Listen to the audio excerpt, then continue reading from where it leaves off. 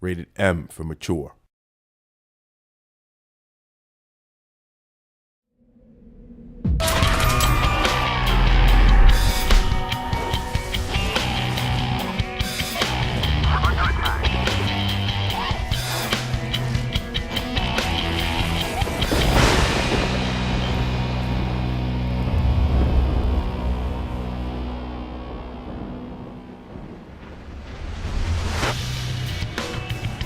My name is John Garcia Shelton, and I'm the producer. One of the great things about the Griffin is how it's going to break the expectations of the player. Most of the time, if you have a street scenario with cars or buses on it, people are going to expect that Griffin just to kind of path around it. That's not how our Griffin behaves. It's a big creature. It's going to bash through those cars. It's going to throw aside the trucks. And it's going to go right to the player, going through anything it wants to. That scale of creature and the destruction it can cause makes it a great creature to have in a game like Legendary. Steve Skelton, lead designer. One of the things that we're doing with scale in the environment and showing how the creatures relate to the environment and their relative size is, in the case of the Griffin, he'll do things like swoop down and grab a hold of like a police car and pull it up into the air and fly off with it and fling it into, a crowd of people or the side of a building or at you. So really kind of just underscoring the power of a creature of that size. Mark Marte, engineer.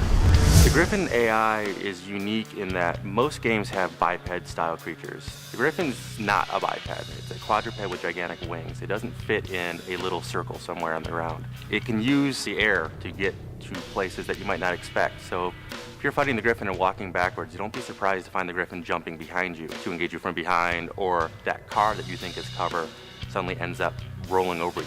For the Griffin Air AI, we took a long time to generate a procedurally driven AI system. We used the pitch, the roll, the various velocities to generate different animations, and then we procedurally blended these together. So when the Griffin begins to dive, it actually assumes a diving position. The wings come back. It looks like an eagle in flight. You're either used to fighting on the ground or fighting in the air. To have a creature where you have to deal with both, that really kind of throws a player, and it's going to be a fun challenge.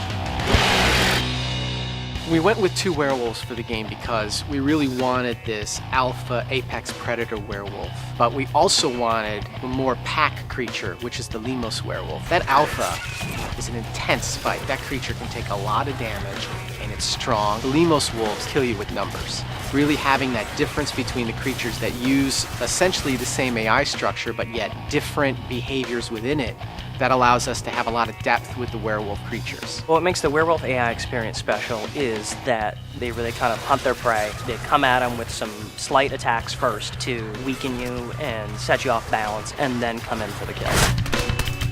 Kevin Sharp, animation director. The werewolf is by far our most complex AI in the game. He utilizes every system that we've developed. He has an extremely aggressive ability to locomote. He goes on walls, on ceilings. He's a quadruped that transforms into a biped and back into a quadruped.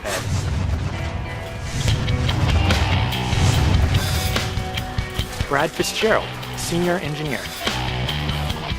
The biggest challenge for the werewolf AI was definitely the wall walking system. The animators went and they made this pre-visualization of wall walking, and it was just gorgeous animation of a werewolf smoothly jumping from wall to wall to the ground. And so having that common holodeck where we could all work, all make sure that the werewolf is moving smoothly, that was very important. The Alpha Werewolf AI has a notion of rage states, and this quickly became apparent that we needed this on the werewolf. Because when you're fighting the werewolf, you don't want just it doing the same thing all the time. So when it first encounters the player, it's at a very low rage state. It decides it's going to hang back, it's going to throw objects at the player, it's kind of investigating its prey. It's not until you really start firing at it and laying into it until it gets pissed off, that's in your face, and it's just a non-stop onslaught.